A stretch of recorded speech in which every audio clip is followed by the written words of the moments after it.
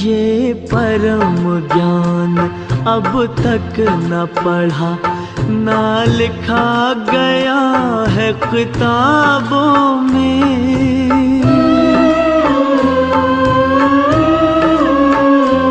भगवान पढ़ाएंगे सम्मुख, सोचा ना देखा ख्वाबों में।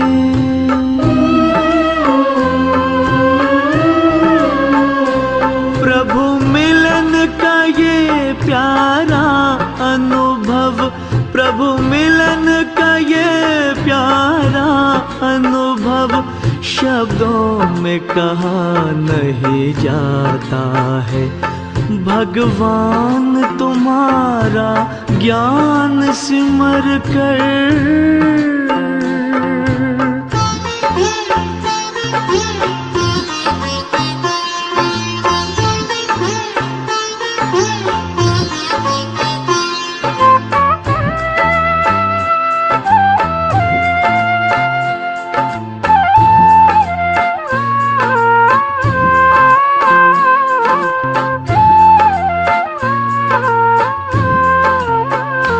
सागर की लहर लहराती है, मुरली की मीठी तानों में।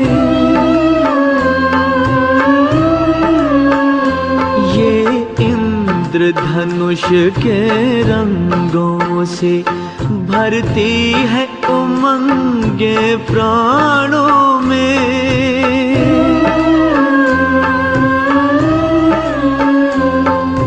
सिहर सिहर मन मचल मचल, तन सिहर सिहर मन मचल मचल, हर पल तेरे गुण गाता है।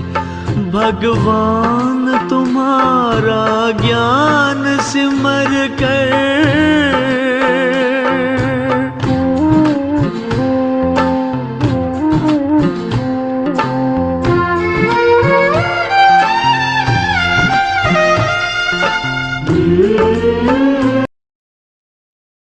ओम शांति।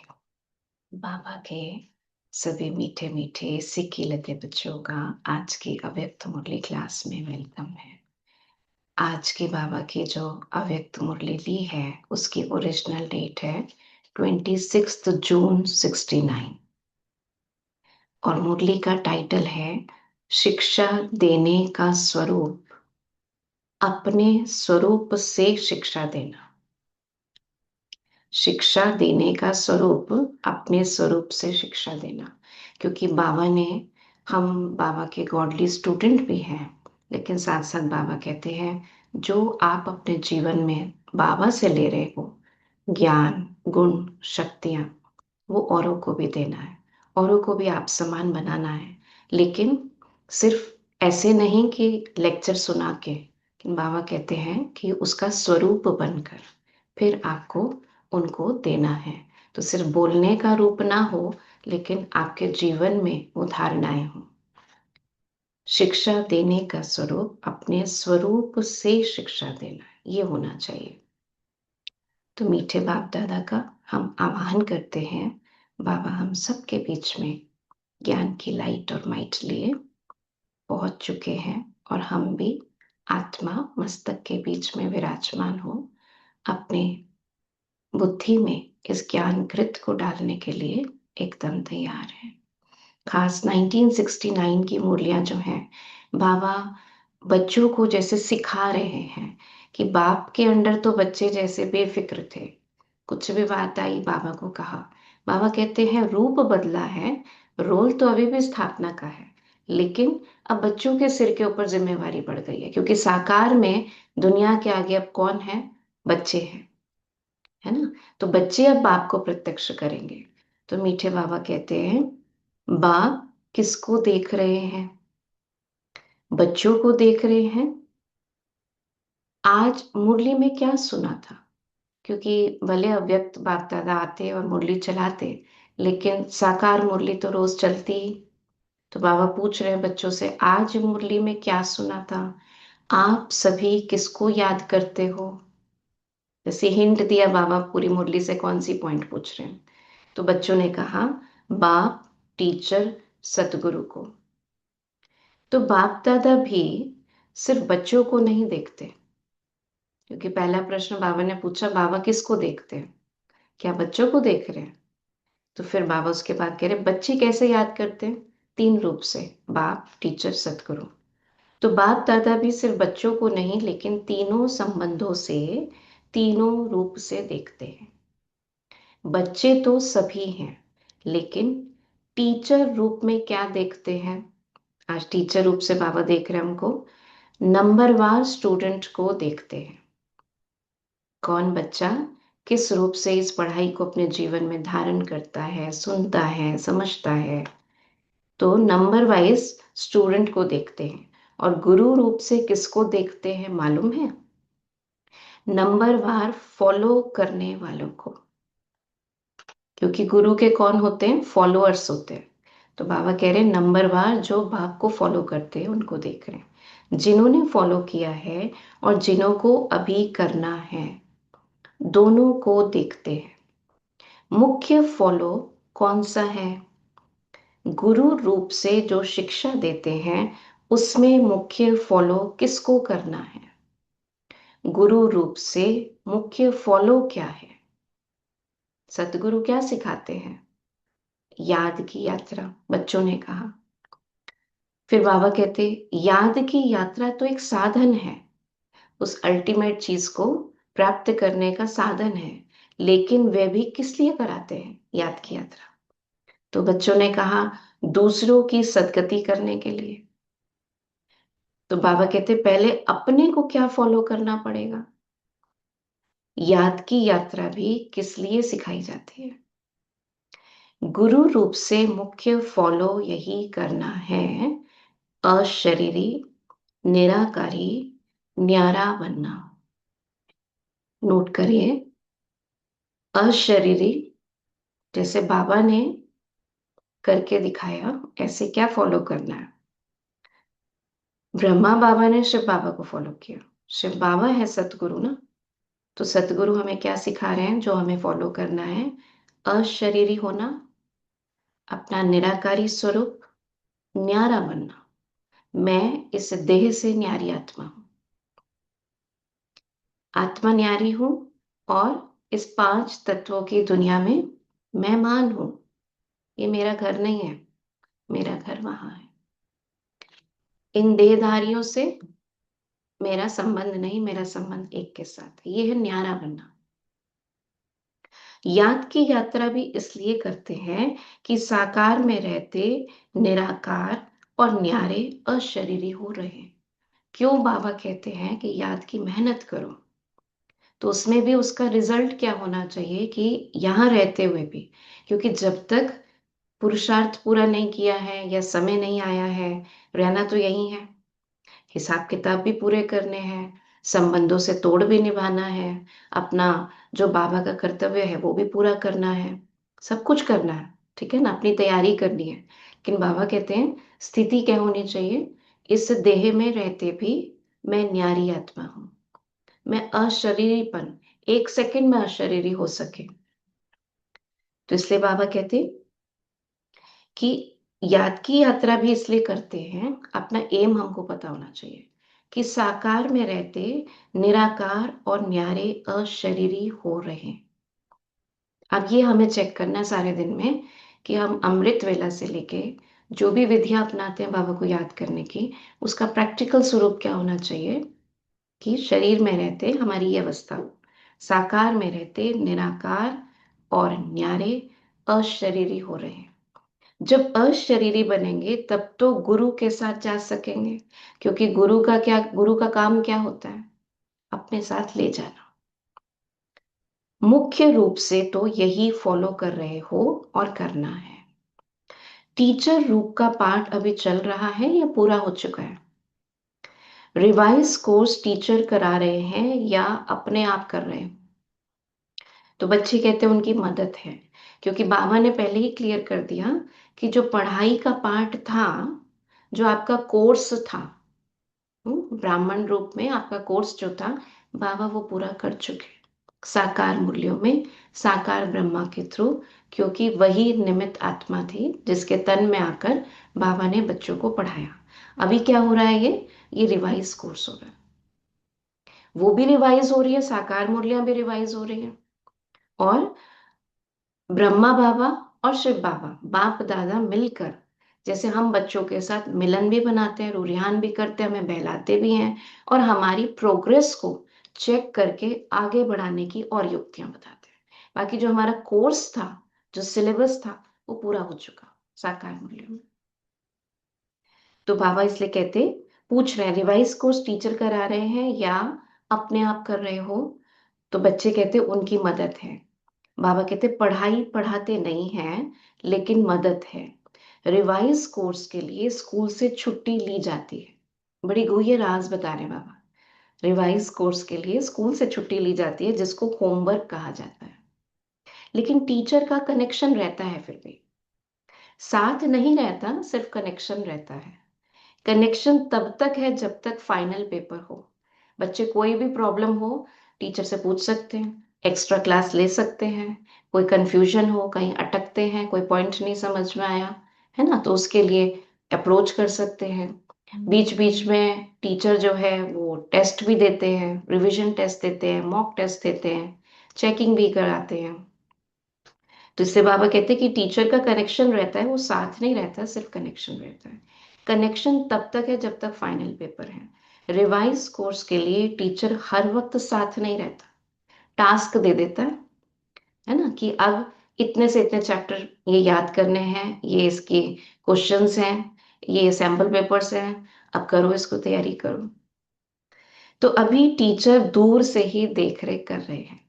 कहाँ भी कोई मुश्किलात हो तो पूछ सकते हो, लेकिन जैसे पढ़ाई के समय साथ रहते थे, वैसे अब साथ नहीं। अभी ऊपर से बैठ अच्छी रीति देख रहे हैं कि रिवाइज कोर्स में कौन कौन कितनी शक्ति से, कितनी मेहनत से, उमंग उत्साह से कोर्स को पूरा कर रहे हैं। टीचर ने पढ़ा दिया, लेकिन उसके बाद भी आप देखो हर पल इसको स्कूल की पढ़ाई से, कॉलेज की पढ़ाई से कंपेयर करके देखिए, जो बाबा कह रहे हैं। टीचर ने पढ़ा दिया, लेकिन होता है ना ऐसा कि कभी हम एब्सेंट हो गए थे, या हमने उस चीज पे जो सुना था क्लास में अटेंशन नहीं दिया, तो भी मिस ही हो गया हमारा। या मान लीजिए हमने लेट ज्वाइन किया था, कोर्स तो चल रहा था अप्रैल से, लेकिन हमने स्कूल ही ज्वाइन कब किया, हमने अक्टूबर से ज्वाइन किया, तो पढ़ाई हमारे से पहले भी तो पूरी हो चुकी ना। तो बाबा ऊपर से चेक करते हैं कौन कौन बच्चा कितने उमंग उत्साह से, कितने अच्छी रीति से कोर्स को पूरा कर रहा है। ऊपर से बैठ दृश्य कितना अच्छा देखने का रहता है। वैसे जैसे यहाँ ऊपर संदली पर बैठ देखने में और नीचे बैठ देखने में फर्क होता है, मतलब सब नीचे बैठे हैं, लेकिन संदली मतलब एक सीट, एक हायर सीट, जिसके ऊपर अगर टीचर बैठे तो ऊपर से अच्छा दिखता है, स्टेज पे से अच्छा दिखता है। इनसे भी ऊपर कोई बैठ कर देखे तो कितना फर्क होगा। बुद्धि बल से महसूस कर सकते हो, कर सकते हैं ना। हम साथ जमीन पर बैठे हैं, एक स्टेज पर बैठा है, एक उससे भी ऊपर से देख रहा है, तो कितने अच्छे से देख सकते हैं। आजकल वो ड्रोन से शूटिंग करते हैं, देखते हैं, तो वो पूरा ड्रोन उड़ के जाता है और एक एक अच्छे से शूट कर लेता है, तो उसको जब देखते हैं तो और नजदीक से ऊपर से दिखाई देता है। तो बाबा इसलिए कहते हैं बुद्धि बल से आप महसूस कर सकते हो कि बाबा कैसे ऊपर से देखता होगा, क्या अनुभव होता है। आज अपना अनुभव सुनाते हैं, बाबा जब ऊपर से देखते हैं। हाँ, देख लीजिएगा बाबा ने क्या देखा हम सब में। अनुभव सुनने और सुनाने की तो परंपरा से रीत है। तो वतन में रहते क्या अनुभव करते हैं, वतन में होते भी टीचर का कनेक्शन होने कारण देखते हैं। कोई कोई बहुत अलौकिकपन से पढ़ाई को रिवाइज कर रहे हैं, कोई समय गंवा रहे हैं, कोई समय सफल कर रहे हैं। जब देखते हैं कि समय को गंवा रहे हैं तो मालूम क्या होता है। हाँ, बाबा की क्या दिल आती है जब ऊपर से देखते हैं कि बच्चे टाइम वेस्ट कर रहे हैं। तरस तो आता है, लेकिन तरस के साथ साथ जो संबंध है, वह संबंध भी खींचता है। फिर दिल होती है कि अभी अभी, ये ब्रह्मा बाबा अपना अनुभव सुना रहे हैं ऊपर से, क्योंकि साकार में रहकर भी पढ़ाया, पढ़ाया भले शिव बाबा ने उनके थ्रू, लेकिन निमित्त तो वही थे ना। तो अब बाबा बता रहे हैं कि मैं ऊपर से जब आप सबको देखता हूं तो मन में जब तरस आता है, फिर आता है कि मैं, दिल होती है कि अभी अभी बाबा से छुट्टी लेकर साकार रूप में उन्हों का ध्यान खिंचवाएं, नीचे आकर बच्चों को टेंशन दिलवाएं, बच्चे क्या कर रहे हो, टाइम वेस्ट कर रहे हो। लेकिन साकार रूप का पाठ तो पूरा ही हुआ, इसलिए दूर से ही साकाश देते हैं। बाबा जैसे साकार रूप में लाल झंडी दिखाते थे ना, वैसे ही वतन में भी।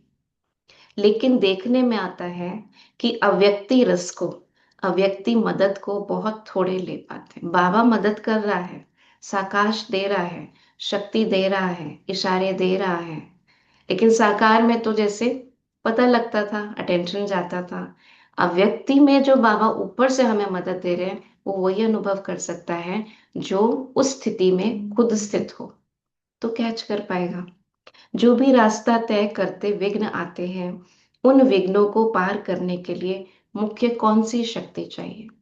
तो बच्चों ने कहा सहन शक्ति। बाबा कहते सहन शक्ति से पहले कौन सी शक्ति चाहिए? विघ्न डालने वाली कौन सी चीज है? कौन हमारे पुरुषार्थ में विघ्न डालता है? तो बच्चों ने कहा माया।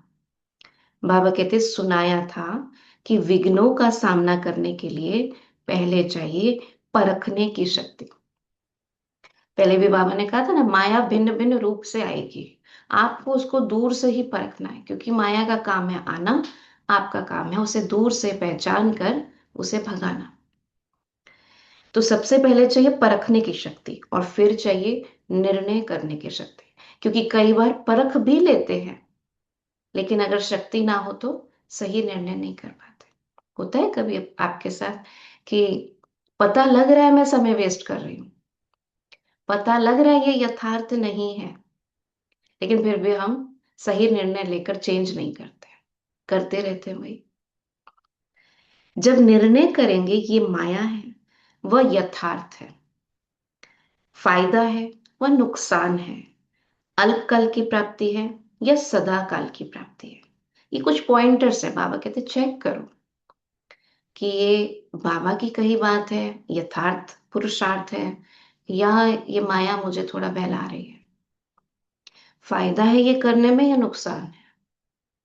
कुछ समय की प्राप्ति है, कई चीजें होती हैं कि टेक अवे कुछ नहीं ले रहे हम उससे, लेकिन अच्छा लग रहा है, सुन रहे हैं, देख रहे हैं, कर रहे हैं, बैठे हैं कहीं, है ना, लेकिन बुद्धि से चेक नहीं करते, बाद में कहते रहे यूं ही गए थे, टाइम वेस्ट किया। तो उस टाइम अगर हम चेक कर ले, मान लो कहीं आपको जाना भी है, किसी के जीने में मरने में कहीं भी, भाई रिश्ते हैं निभाने तो हैं, लेकिन उस समय वहां बैठे भी चेक करें। बाद में कई बार आता है, अरे इतना टाइम वेस्ट किया। अरे वहां बैठे बैठे आत्मिक स्थिति का अभ्यास करो। अगर उसी टाइम परख लेंगे या अपना एम ऑब्जेक्ट सामने रखेंगे, तो समय आपका वेस्ट ही नहीं होगा। तो अल्पकाल की प्राप्ति व सदा काल की प्राप्ति जब निर्णय करेंगे, तो निर्णय के बाद ही सहन शक्ति को धारण कर सकेंगे। पहले परखना और फिर निर्णय करना है, क्योंकि यज्ञ में जब हम चलते हैं, इस ज्ञान मार्ग में चलते हैं, तो सहन शक्ति के पेपर कई आते हैं, है ना, आपको कोई रोकेगा, टोकेगा, बातें सुनाएगा, उस प्रकार के विघ्न आएंगे, तो उसमें सहन शक्ति चाहिए होती है। लेकिन सहन शक्ति से भी पहले बाबा कह रहे हैं, पहले तो परखना होगा ना कौन सी शक्ति चाहिए, और फिर निर्णय लेना होगा, तब किसी शक्ति का आप आवाहन कर सकते हो। जिसकी निर्णय शक्ति तेज होती है, वह कब हार नहीं खा सकता। हार से बचने के लिए अपनी निर्णय शक्ति और परखने की शक्ति को बढ़ाना, ये हम सब जानते हैं। हर पल आजकल के जमाने में जितनी डिस्ट्रैक्शंस हैं, जितनी माया के पुल हैं, है ना, जितना माया का भपका है, मन का थोड़ा सा विचलित होना है, ये सब चीजों में बहुत जरूरी है, सेकंड सेकंड हमको परखना पड़ता है, क्या कर रहे हैं हम, क्या लक्ष्य है हमारा, किधर की तरफ मुख हो गया हमारा। तो सेकंड सेकंड परखना पड़ता है और डिसीजन लेना पड़ता है। लेकिन फिर मन में प्रश्न आता है, इस परख शक्ति को अच्छा कैसे करें कि हम सही को ही चुन सके।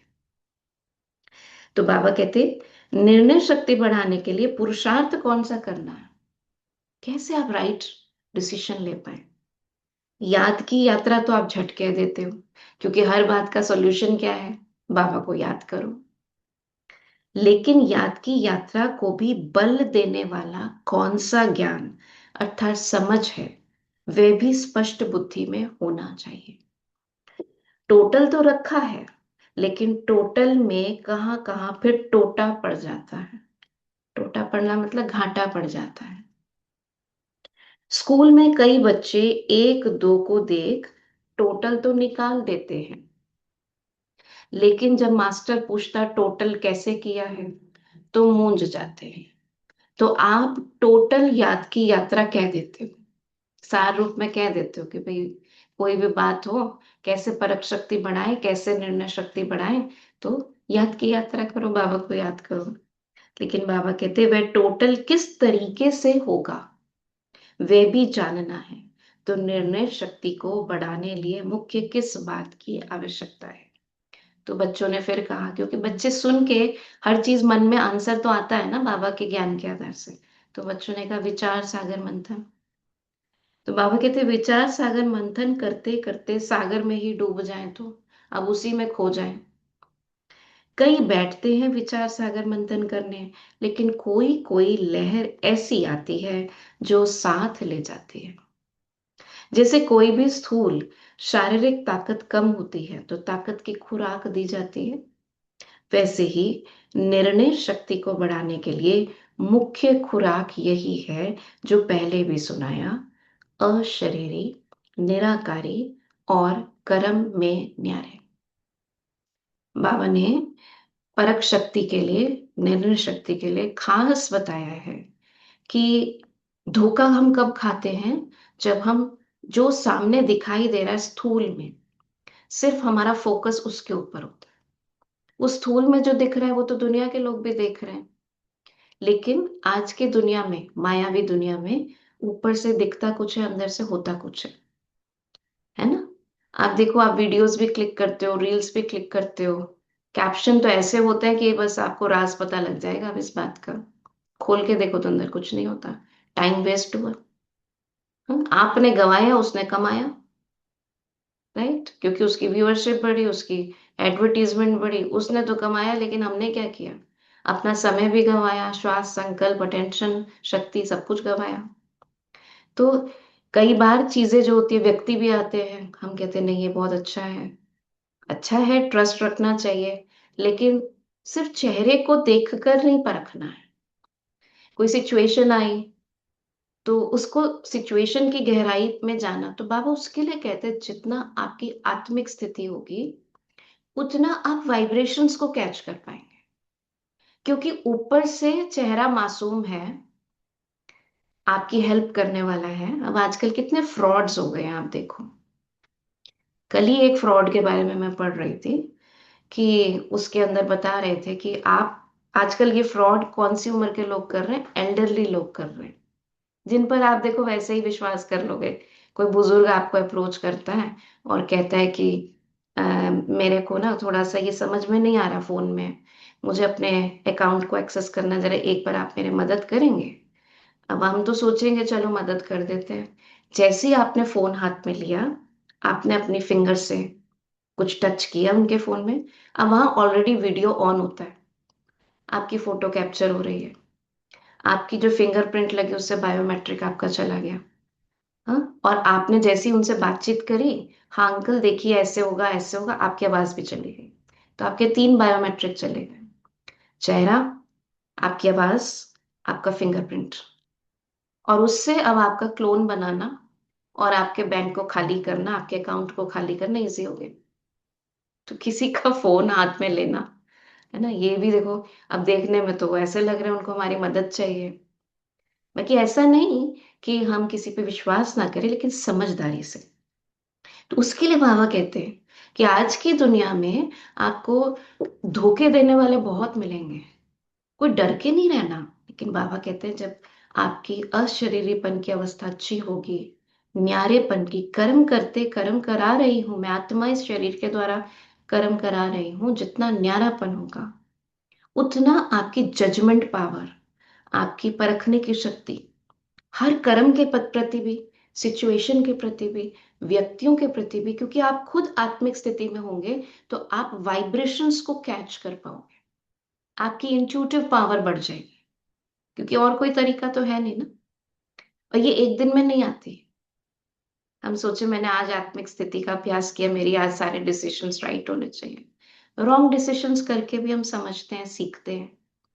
तो अ, उसमें भी बहुत रिजिड नहीं हो जाना, कैसे बढ़ाएं उसी की टेंशन हो जाती है कईयों को, कि वो अपनी निर्णय शक्ति कैसे बढ़ाएं। बाबा ने बताया ना विधि, आप उसको अप्लाई करो, धीरे धीरे धीरे धीरे आपको परिवर्तन दिखेगा। You will be able to make better decisions. तो बाबा कहते, निर्णय शक्ति को बढ़ाने लिए मुख्य खुराक यही है जो पहले भी सुनाया, अशरीरी, निराकारी, कर्म में न्यारी। ये खुराक है, जितना आप इसको यूज करोगे आपकी ताकत बढ़ेगी। निराकारी व अशरीरी अवस्था तो हुई बुद्धि तक। ये तो बुद्धि के लेवल पर आपका पुरुषार्थ है। लेकिन कर्म से न्यारा भी रहे और निराला भी रहे, जो हर कर्म को देख करके लोग भी समझे, कर्म करते डिटैच भी रहे, न्यारा भी रहे, और निराला मतलब आपका कर्म करने का तरीका ही ऐसा हो जो कार्य कुशलता आए, सही से उसको पूरे ठीक तरीके से आप उसको काम को ही ऐसा करें कि देखकर ही कोई सामने वाला कहे कि हाँ ये कुछ अलग है, इनके काम करने की एकाग्रता जो है, इनके काम को करने का तरीका जो है। हाँ? तो ये जो बाबा कहते हैं, हर कर्म को देख करके लोग भी समझे कि ये तो निराला है, ये लौकिक नहीं अलौकिक है, क्योंकि हमारी दृष्टि, हमारी वृत्ति, हमारा फोकस, है ना, हमारा बोलना, हमारा करना, वो सब निराला। तो निर्णय शक्ति को बढ़ाने के लिए ये बहुत आवश्यक है। जितना इन बातों को धारण करेंगे उतना ही अपने विघ्नों को भी मिटा सकेंगे, क्योंकि परख शक्ति बढ़ जाएगी, और जो सृष्टि पर आने वाले विघ्न हैं उन्हों से बच सकेंगे। जो पांच तत्वों के थ्रू आने वाले विघ्न हैं उन्हों से बच सकेंगे। शिक्षा तो बहुत मिलती है, लेकिन अब क्या करना है, शिक्षा स्वरूप बनना है। जो बाबा ने आज शिक्षा दी, क्या शिक्षा दी हमको, अशरीरीपन का अभ्यास, है ना, और न्यारेपन का अभ्यास, कर्म करते न्यारे रहना है, और बुद्धि से अशरीरी, निराकारी। अशरीरी का क्या मतलब होता है, मैं जैसे पॉइंट ऑफ लाइट आत्मा, बस शरीर नहीं है। कुछ कुछ देर के लिए बीच में अभ्यास करना है, ऐसा नहीं कर्म करते टाइम ये हमेशा कॉन्शियसनेस रहेगी, लेकिन बीच बीच में डिटैच होके ऐसे दिखाई दे जैसे ये शरीर है ही नहीं, सिर्फ मैं चमकती हुई आत्मा। और निराकारी अवस्था क्या होती है, परम धाम में मैं निराकारी आत्मा, निराकारी दुनिया मेरा घर। तो बाबा कहते, शिक्षा और आपका स्वधर्म अलग नहीं होना चाहिए, आपका स्वरूप ही शिक्षा होना चाहिए। आप जिस स्वरूप में टिके, है ना, उससे शिक्षा मिले, स्वरूप से शिक्षा दी जाती है। आप ऑटोमेटिकली, आप सोचो, आप बहुत शांत, आपके बोलने में शांति है, आपके कर्म करने में शांति है, आपके चलने उठने बैठने में शांति है। तो आपका जो एनर्जी फील्ड है वो अपने आप ही शांति से भरा हुआ है। तो सामने वाले को बोलना नहीं पड़ेगा, उसको आपकी एनर्जी से अपने आप फील होगा कि कुछ अलग है। आपका स्वरूप ही शिक्षा होना चाहिए, स्वरूप से शिक्षा दी जाती है। कई बातों में वाणी से शिक्षा नहीं दी जाती है, लेकिन अपने स्वरूप से शिक्षा दी जाती है। तो अब शिक्षा स्वरूप बन करके अपने स्वरूप से शिक्षा देनी है। शिक्षा तो बहुत मिली है, कोर्स तो पूरा हुआ ना। बाबा कहते कोर्स पढ़ाई का पूरा हुआ, पूरी शिक्षा आपको दे दी है। एक प्रश्न पूछा था, अब बाबा से प्रश्न पूछा किसी बच्चे ने, तो बाबा उसका आंसर दे रहे। तो प्रश्न क्या था, अब जो बाप दादा अन्य तन में आते हैं, मुख्य तो गुलजार दादी के तन में आते थे, कभी कभी बाबा उस समय संतरी दादी के तन में भी आते थे, तो अब जो बाप दादा अन्य तन में आते हैं तो जैसे साकार रूप में मुरली चलाते थे वैसे ही क्यों नहीं चलाते? जैसे ब्रह्मा के मुख से मुरली ब्रह्मा की आवाज में थी, कभी भी मुरली चलाते थे, रोज चलाते थे, तो उस विधि से क्यों नहीं चलाते? बाबा से पूछा। क्या वैसे ही मुरली नहीं चला सकते हैं? क्यों भाषा बदली? क्यों तरीका बदला? आप देखो, अव्यक्त मुरली की वोकैबलरी जो है, जो तरीका है, वो बिल्कुल अलग है। हाँ, और आवाज भी अलग है दादी की। ऐसे प्रश्न बहुतों को उठते हैं। जबकि तुम भाषण कर सकते हो, तो बाप दादा को कोई भी तन द्वारा मुरली चलाना मुश्किल है? बाबा कहते जब आप भाषण कर सकते हो तो बाबा के लिए भी क्या मुश्किल है, कोई भी तन को यूज कर ले। लेकिन क्यों नहीं चलाते हैं? पूछा बाबा ने बच्चों से, तो दो चार ने अपने विचार सुनाए। फिर बाबा कहते जिस तन द्वारा पढ़ाने का पार्ट था, कौन सा तन था? ब्रह्मा बाबा का। वह पढ़ाई का कोर्स तो पूरा हुआ, मतलब आपकी पढ़ाई पूरी हो चुकी है। अब आपने एडमिशन कभी भी लिया है, कुछ होंगे शुरू से अंत तक जिन्होंने पढ़ाई पढ़ी है, कुछ ने बीच में एडमिशन लिया है, जैसे हम जैसे बच्चे। अब जैसे मेरी भी पढ़ाई पूरी हो चुकी कहना चाहिए, 3 बार हम उन मुरलियों को सुन चुके। आप में से कुछ की एक बार पूरी हुई है, कुछ की अभी पहली बार ही चल रही है। हाँ, तो बाबा कहते वो पढ़ाई का कोर्स तो पूरा हुआ। अब फिर पढ़ाई पढ़ाने लिए नहीं आते। अब जो बाबा अव्यक्त मुरली चलाते हैं दादी के तन से, बाबा कह रहे हो पढ़ाई पढ़ाने लिए नहीं आते, वह कोर्स था जो ब्रह्मा मुख के द्वारा सुनाया, उसी तन द्वारा पूरा हो चुका है। अभी तो आते हैं मिलने के लिए, बहलाने के लिए, क्योंकि बच्चे याद करते हैं बाबा को, बिना मिले मन में प्रश्न उठते रहते हैं, कई बात तरह की बातें होती हैं जो बाबा से डायरेक्ट करनी होती है। तो बच्चों को बहलाने के लिए आते हैं। और मुख्य बातें कौन सी हैं? जैसे अशरीरी कर्मातीत बनकर के क्या किया? 1 सेकंड में पंछीपन उड़ गया। ये किसकी बात हो रही है? ब्रह्मा बाबा की। कि ब्रह्मा बाबा ने जो अशरीरीपन का अभ्यास किया, कर्मातीत स्थिति जो बाबा की लास्ट के 3-4 महीनों में सबको दिखती रही, तो वो करके क्या किया? उसका रिजल्ट क्या हुआ? कि साकार 1 सेकंड में पंछी बन उड़ गया। जब जाने का समय आया तो जैसे मक्खन से बाल निकल जाता है, ऐसे आत्मा शरीर को छोड़कर निकल गई। साकार शरीर से 1 सेकंड में उड़े ना, तो अब पढ़ाई पूरी हुई। बाकी एक कार्य रहा हुआ है, साथ ले जाने का। तो जब तक साथ ले जाने का टाइम नहीं आता, जब तक हम बच्चे भी बाप समान नहीं बनते, बाबा बीच बीच में आकर हमारी प्रोग्रेस चेक कराते हैं, हमें फिर से आईना दिखाते हैं, अपना पुरुषार्थ भी बीच बीच में बताते हैं, क्योंकि अब ब्रह्मा बाबा शिव बाबा के समान बन चुके हैं। साकार मुरली जब चलाते थे तो ब्रह्मा बाबा स्टूडेंट थे। अब बाप दादा जब आते हैं तो अपने संपन्न संपूर्ण रूप में ब्रह्मा बाबा भी संपन्न संपूर्ण रूप में, क्योंकि अब उनकी वो स्टेज बन चुकी जो इस पढ़ाई से बननी थी। तो बाबा भी अपने अनुभव से शिक्षा देते। तो बाबा कहते एक कार्य रहा हुआ है, साथ ले जाने का। पढ़ाई तो पूरी हो गई, इसलिए अब सिर्फ मिलने, अव्यक्त शिक्षाओं से बहलाने और उड़ाने लिए आते हैं। पढ़ाई के पॉइंट्स, पढ़ाई का रूप अब नहीं चल सकता है। अभी कोर्स रिवाइज हो रहा है, लेकिन कितने समय में रिवाइज करेंगे? कितने तक कोर्स पूरा हुआ है? अभी ये सभी को निर्णय करना है कि कहाँ तक रिवाइज कोर्स हुआ है, कितना समय अब चाहिए। बाबा बच्चों से ही पूछते हैं। कई होते हैं रात दिन एक करके पढ़ाई को, अपने सिलेबस को कंप्लीट भी कर लेते हैं, रिवाइज भी कर लेते हैं। कहते हैं कई बच्चे हमने 2 बार रिवीजन भी पूरी कर ली, मॉक टेस्ट भी लेकर देख लिया। तो बाबा कह रहे अब कितने समय और चाहिए, पूछ रहे हैं। साकार तन के हर कर्म, हर स्थिति से अपने को भेंट करना। कैसे चेक करें कि हमारी स्थिति अभी कैसी है? तो बाबा ने कहा ब्रह्मा बाबा के हर कर्म, हर संकल्प से अपने को भेंट करना, चेक करके देखो। इस सिचुएशन में ब्रह्मा बाबा होते तो क्या सोचते, क्या करते, क्या कहते, उनका रिस्पॉन्स क्या होता, उनका कर्म क्या होता? ये लक्ष्य रखते अपने को देखो, फिर पता पड़ेगा कि कहाँ तक है। लक्ष्य तो बता दिया कि कैसे अपने को परखना, फिर उत्तर देना। बाबा ने काम दिया, बाबा कहते फिर उत्तर देना। दूसरा प्रश्न ये देते हैं, पहला प्रश्न तो ये हुआ कि उसी रूप से क्यों नहीं आते, समझ में आ गया ना क्यों नहीं आते?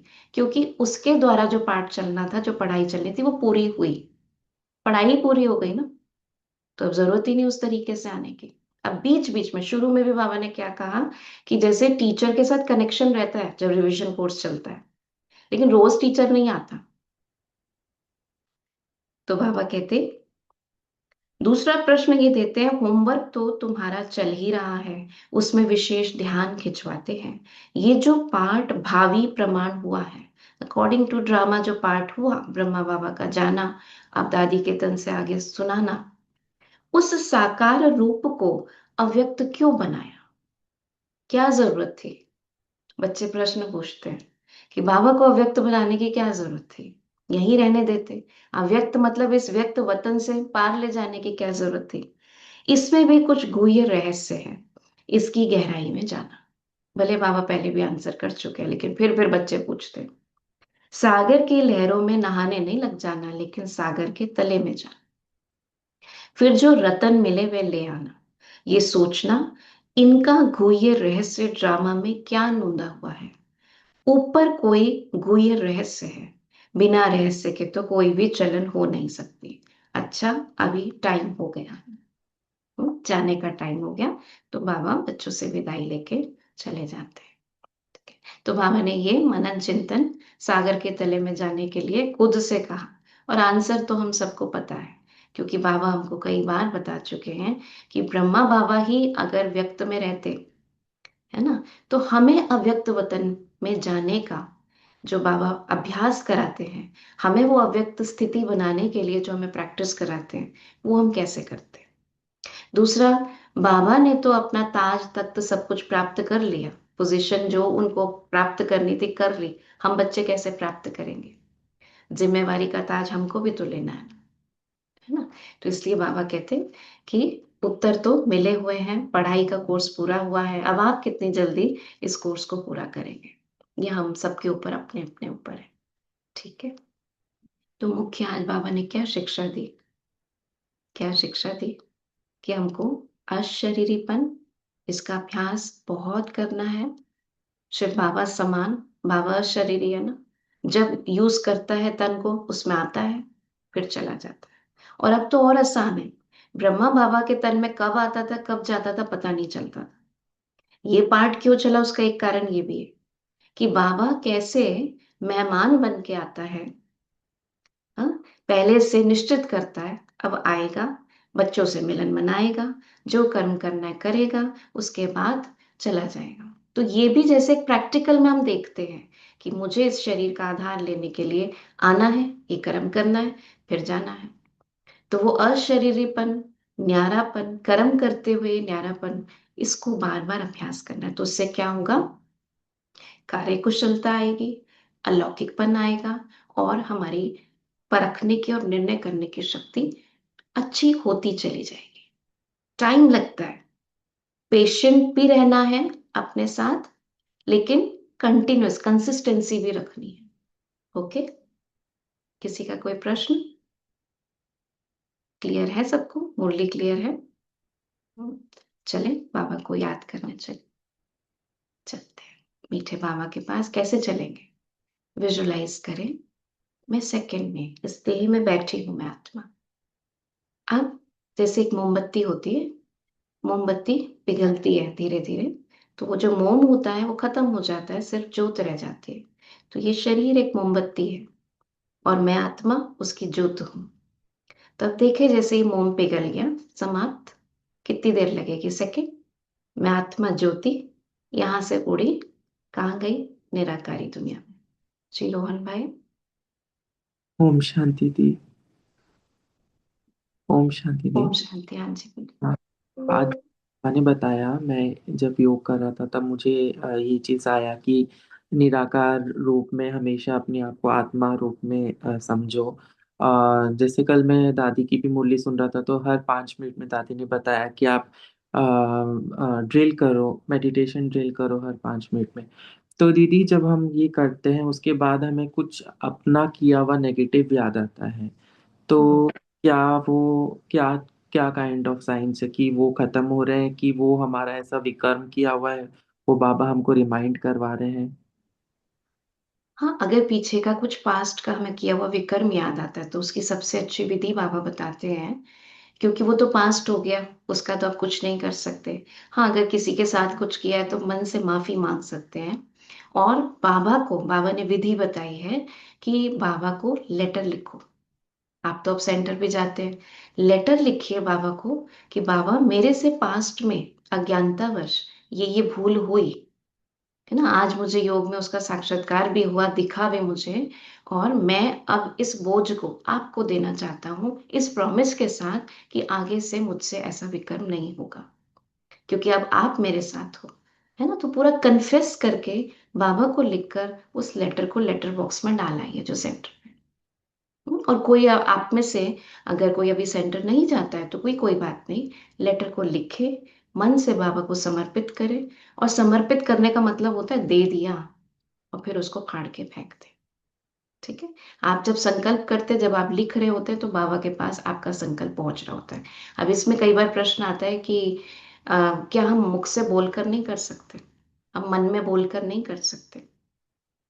तो इसका प्रैक्टिकल स्वरूप में बताऊंगी, आप करके देखिएगा। जब हम मन में बोलते हैं हम पूरी तरह बोल ही नहीं पाते हैं। हाँ, बोलते हैं, बोलते बोलते कुछ और थॉट आ जाते हैं मन में जब बोल रहे होते हैं, तो हम एक बाबा से बात नहीं कर पाते या उस एक की बात नहीं कर पाते अपनी उस कन्फेशन की। लेकिन हम और आप रात को भी अगर चार्ट लिखित नहीं दोगे ना, बोल कर दोगे, तो आप कहाँ कहाँ कहाँ पहुंच जाओगे। तो वो भी सही विधि नहीं है। बाबा की बताई हुई विधि यही है कि बाबा को लेटर लिख कर सो, भले चाहे ज्यादा नहीं भी लिखो, ओके लिख दो।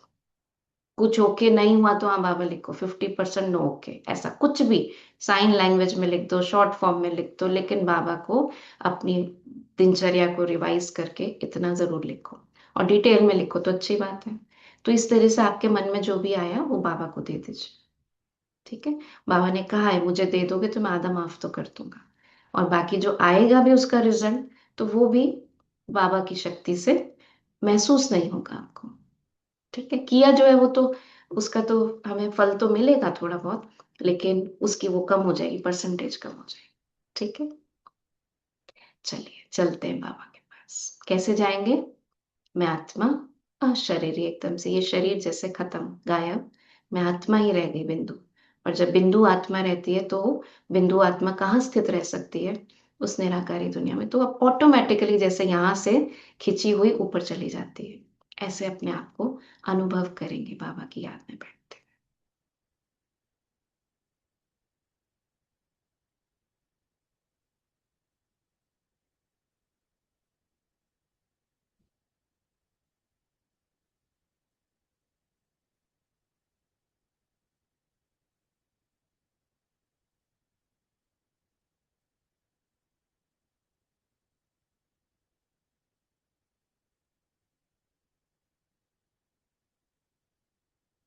दिन रात बाबा तेरी याद दिलाते हैं, तेरी शिक्षाएं और प्यार साथ बल साथ निभाते हैं।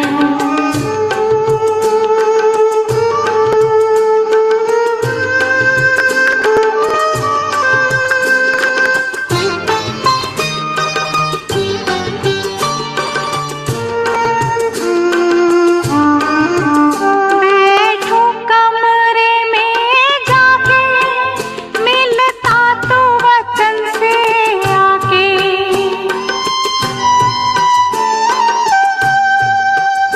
होते हैं निहाल ये नैना बाबा तुझे सामने पाके।